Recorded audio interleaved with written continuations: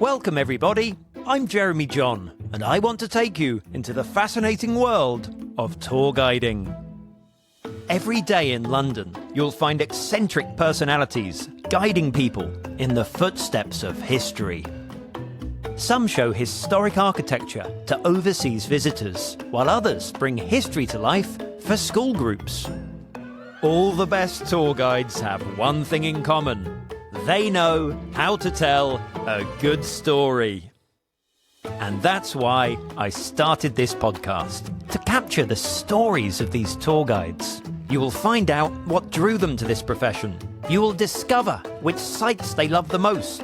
And you will hear the secret methods they use to make history come alive. Today I have two guides on the show. I have Jess Brownrigg. Hi. And I have Louise Cooley. Hello. Now, I am very excited to have these two guests on the show. Both of them I've had the pleasure of, well, I've not been on their tours, but I've walked past them when they've been doing their thing and thought, wow, I wish I was on that tour. And I'm chuffed to be sat with them now because we're going to interrogate their tours. We're going to go into the nitty-gritty about how they got into this profession as well. I'm going to start with the guide that's been guiding the longest, which is Jess. So Jess, firstly, can you tell me how long you've been guiding? And also, can you tell me which tours you give? I've been guiding since 2011, so it's kind of 14 years, give or take a pandemic or two. And I do Secret London, Secret Old London. I do a David Bowie tour, a Beatles tour, a rock music tour, Doctor Who. And then in the past, I've done open-top bus tours, duck tours, ghost walks. So I've done, a bit of a variety of stuff, and Changing the Garden, Harry Potter, and all that as well. So fantastic. There's a variety indeed. Just to establish, you said Changing of the Guard but it sounded a bit like Changing of the Garden. So just to be just to be clear, it was Changing the Guard, not changing the garden. That could be an interesting tour. Well, Changing the Garden. We have some wonderful gardens in London, so that maybe someone listening to this might roll with that, and you will get the credit. It started here first, an exclusive with Jess, the Changing of the Garden. Okay, thanks for that, Jess. That all sounds rather fascinating. Louise, can you tell me how long you've been guiding and which tours you give? I've been guiding since 2018.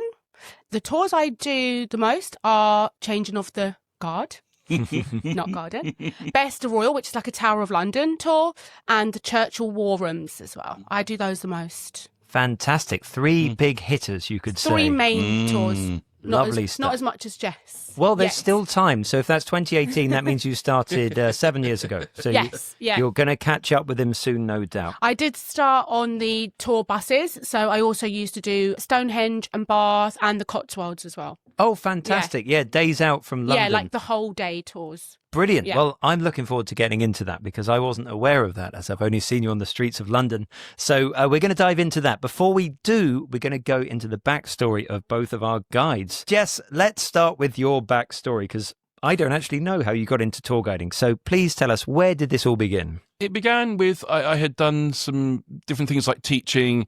I had done some charity fundraising, some chugging on the streets, which I was terrible at because I'm just terrible at selling stuff. And then I have done lots of care work and things. And I was at a point where I had spent a couple of years doing charity fundraising and care work. And I was not in a good way. I think I had kind of burnt out with it all. So I was unemployed for a little while. And then one of my very close friends, Matt Gedge, from this podcast, who's been on episode 1, I believe, he had started on the open-top buses, and he said, I think you'll really enjoy this. And I didn't have a job, so I was like, I'll give it a go. And that was 2011, and he then left to start his company, Fun London Tours, a couple of years later, and I followed him in 2015 and have been working with Matt since, and also working with Brit Music Tours and Brit Movie Tours currently as well. Lovely stuff. Tell me about how, when you got on those buses, because you were recommended to do it, you said that Matt said that you would enjoy it. What was the buzz like? What was the feeling like when you first got up? You must have been nervous to be on a bus for the first time with people staring at you, ready to be told what's what. Sheer terror. Sheer terror. Sheer terror.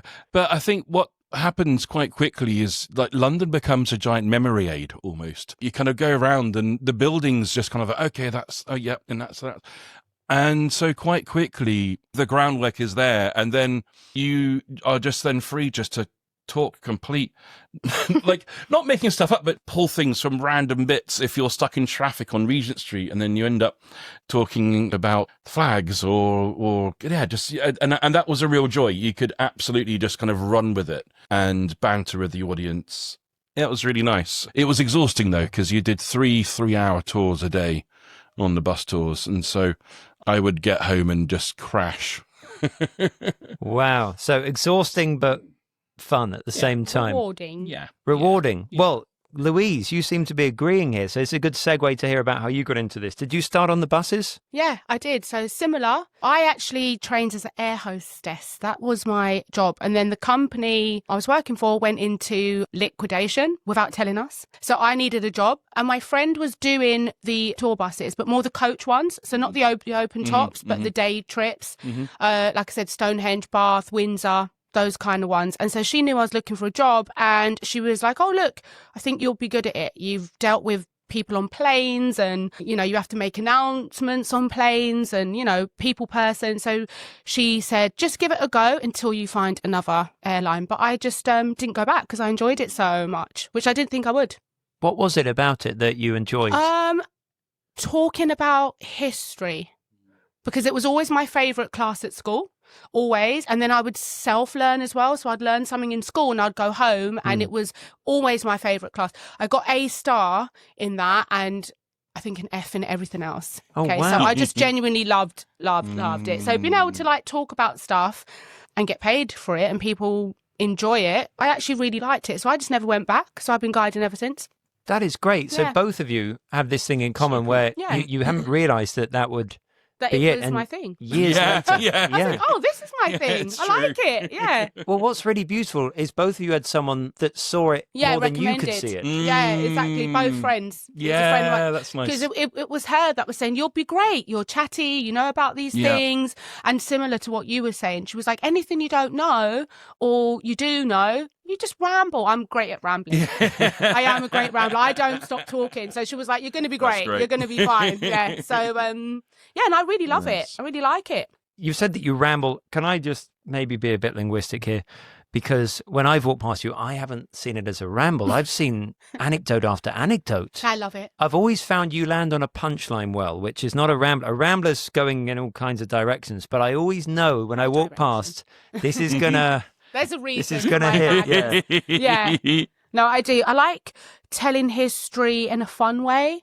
I think lots of people feel like they didn't like that, like the class when they're in school, because it's a lot of dates and it's a lot of remembering dates, or in 1946 and in 50. I think it can be taught boringly, but it's not a boring class if you have a good teacher. Did you have a good teacher at school? I actually Yeah. did. I actually thought he was really good. He kind of brought it to life.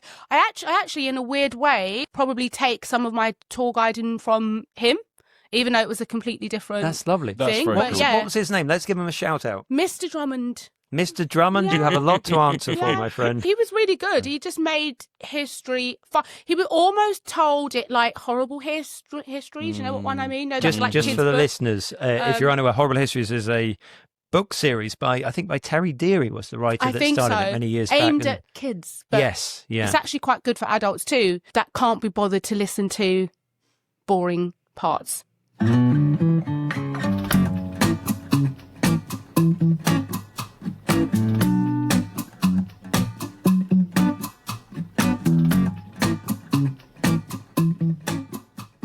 Right, I want to get a bit more information about the tours that our guests do. Now, some of them we've touched on in previous episodes, but one that really took my interest was when Jess mentioned Doctor Who tours. Jess, what on earth is a Doctor Who tour? Well, it's like many TV and movie tours, it's mostly a location tour. So this is with Brit Movie Tours, and we go around to different locations where scenes for Doctor Who have been filmed around London. It tends to focus on the kind of new era Doctor Who, and I've got to say it's one of my favourite tours that I do, because the people who are on it are so up for it. They're so up for it. And I find myself weirdly kind of going into like Doctor energy somehow. I mean, I don't mean to, but I feel myself kind of going to this very excitable, jumpy, just like David Tennant is or Jodie Whittaker was, just like, and this and this and this and this.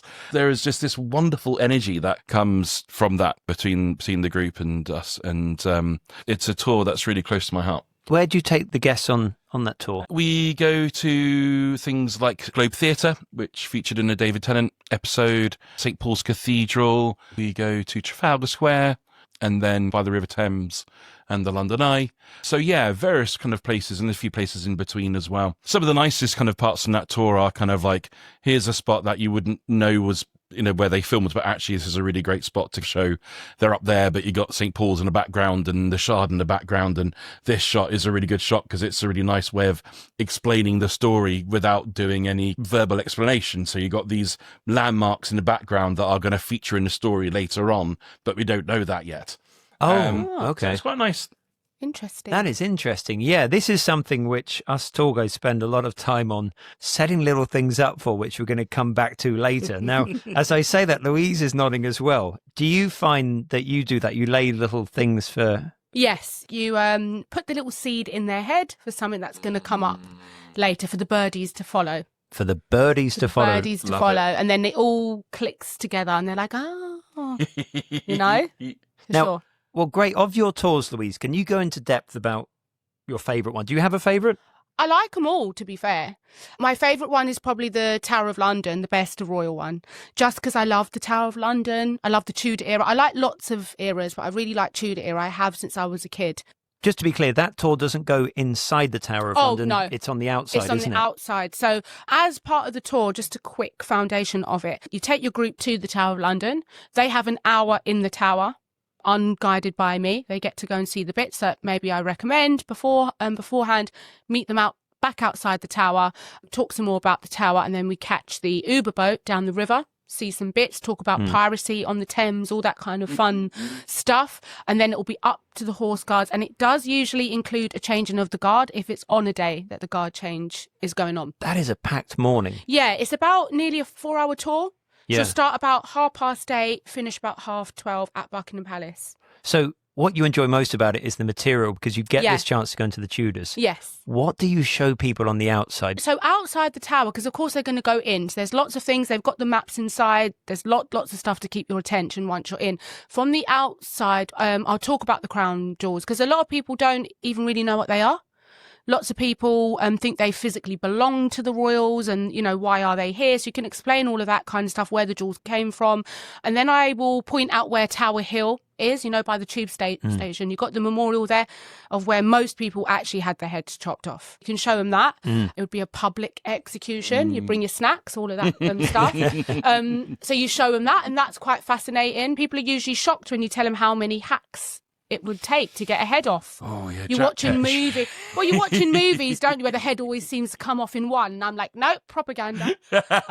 Didn't always. Usually about 5 to 6 whacks to get it off. So again, this is where kids love that stuff. By the way, kids are right at the front going, oh, yeah, tell me more. They love it. So talking about beheadings and Anne Boleyn's mouth still going when you held up her head, love all of that stuff. And then it sets people up when they go inside the tower. They then change their mind sometimes. Said, oh, now you've spoken about that, I actually want to go straight to the bloody tower. I just want to go straight to see the execution bits, they change their mind on the bits that they want to see. This is interesting. So what you're kind of doing is a primer, and you're doing a primer outside. Yeah. Would you say most people on the tour then are fairly unaware? Let's not say completely unaware, but... Yeah, no.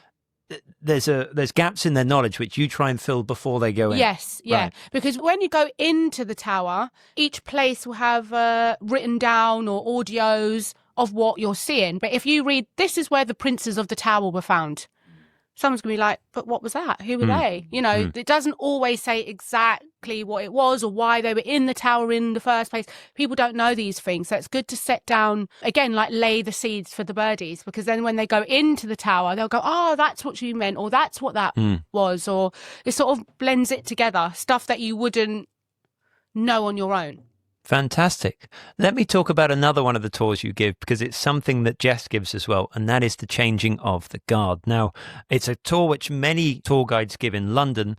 For the listeners, the changing of the guard, when it's a tour, gets you to various different spots. What many people don't know is the changing of the guard takes place in multiple locations, and the job of the tour guide is to get you to all those different spots, because the vast majority of people, especially if they don't go on a tour, end up going to one place ludicrously early, standing there for hours, and then being frankly disappointed. Basically, both of our guests here take people to the best spots, and in doing so along the way, give a lot of stories as well. Now, I'm going to throw this back to Jess. Jess, with the changing of the guard tour, what do you think the job of the tour guide is to make it great, beyond getting people to the spots? Because obviously the number one thing is to get people those views of the guards marching. But what do you find sort of makes that a special tour? So I think the thing about that tour is managing expectations. People are coming along, they're expecting to see soldiers in red tunics and big furry hats and blue skies and sunshine, and that ain't London. And when it's raining, the soldiers might be in long grey coats, and when it's winter and they're in long grey coats, and it's just all about managing their expectations of what they're going to see. And in a way, it's kind of like downplaying it so that whatever happens is actually better than what you've led them to expect. And then just being very free and spontaneous with kind of what is going on. I have in my head exactly what I want to say each time. I'm in awe of tour guides who can just ad lib. Facts just come to them kind of out the ether, and I don't know how they do that. But I do, in my head, I have a script that's very tight. But for me, I have that because then that means I can go off script, and then I know where I'm coming back to. And it is just about, you got kids who, as you said before, like ask the most kind of random questions or give the kind of most wonderful answers, like, why is there a red road up to Buckingham Palace? And there was a kid like, oh, was that all the blood from the heads that Henry VIII dropped off? And you're like, yeah. Yeah. They painted it with the blood. Yeah. That's what they want to hear. Yeah. It's funny. So, yeah. Yeah. Fantastic. Louise, would you say the same about expectations? Definitely. Like Jess said, they all want to see the fluffy bear hat guard. That's not their name, by the way, guys. I always let everyone know that's just for a visual reference. They always want to see the fluffy bear hats. They want to see the red tunics. Again, managing that, because we all know the guard change isn't only the fluffy bear hats. You can have all different military coming and doing it. You can have the RAF. You've had the Gurkhas recently, which is amazing. If they're in their grey jackets in wintertime, lots of people say, oh, I wanted to see their red uniforms. I always say that they look like the guard from Wizard of Oz in the grey jackets, which everyone loves. That usually lightens it up. But I think the most important thing about a guard change is because it's called changing of the guard. That's obviously what they're there to see, and that's what you're going to take them to see. It's then the rest of the tour, because essentially the one that I do is just practically walking from one end to the Mall to the palace. So you've got to make that fun, because once you've seen the guard change, that's the main thing that they've come to see. So it's all the stories and sights in between and making it interest in between, because at first they always think, when are we seeing the guards, but then with all the stories and you make it fun, they actually enjoy the rest of it and not only just seeing the guard change. Absolutely. And then you can change the focus a bit, so it's not just only talk about other things, which they usually really enjoy.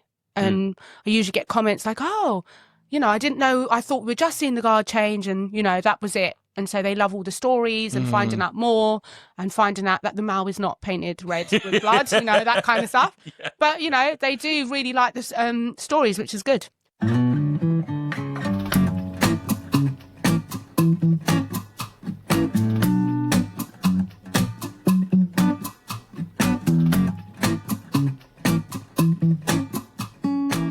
This is a great time to talk about the things which haven't quite gone to plan. Oh, goodness. Sure. So it happens in life, in many jobs, I'm sure, but as tour guides, we're on the street. We're in an uncontrolled environment. We're also trying to deliver something which might not be able to be completely delivered. So I want to talk to both of you about some of the examples of tours that haven't quite gone to plan. Normal things like it rains and people get upset because the guard change being cancelled, and you just have to sort of talk your way out of that one. Let's just be very clear for the listeners. If it's raining, you get what's referred to as a wet change. Yes, and is it as good as the standard change? Well, no, there's no band. The band doesn't come out. Sometimes the guard don't come out at all, and the whole thing gets cancelled. And this is on people's bucket list. And this is what I mean, the pressure, when they're like, oh my God, I'm in London. This is the number one thing I wanted to do, Louise. And you're like, oh, it's a wet change. They may come out, they may not.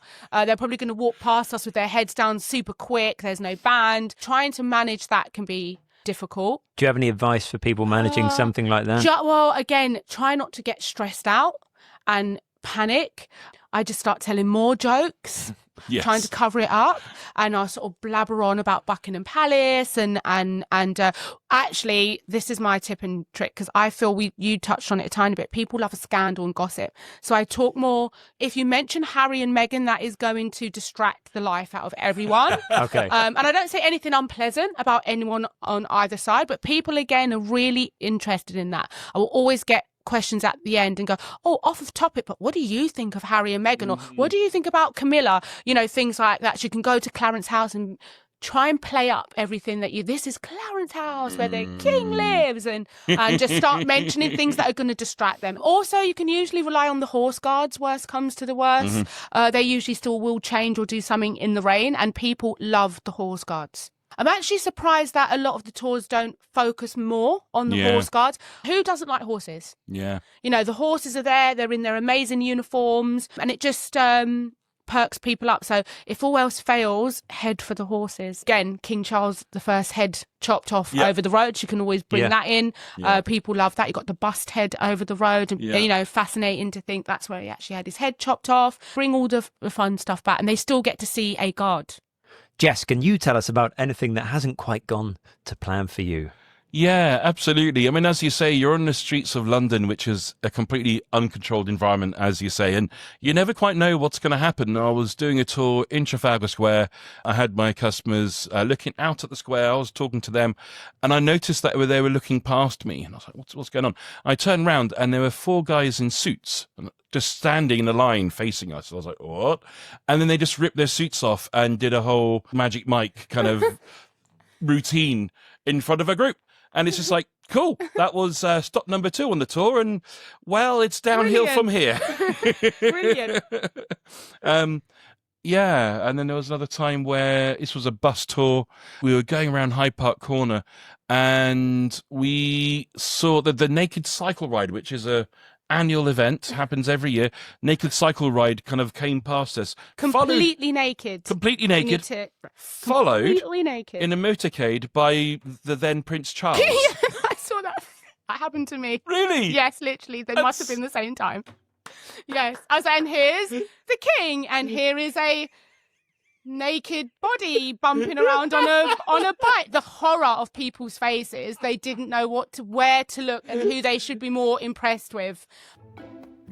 Well, that does bring us to the end of this episode, and it's been an absolute pleasure sitting down with both of these guests and going through the craft of tour guiding. And I wish to finish by just saying a big thanks to both of them. So a big thanks to Jess Brownrigg. Thanks, Jeremy. It's been fun. And a big thanks to Louise Cooley as well. Thank you, Jeremy. It's been wonderful. And a big thanks to you, the listener, for tuning in. Until the next episode, take care.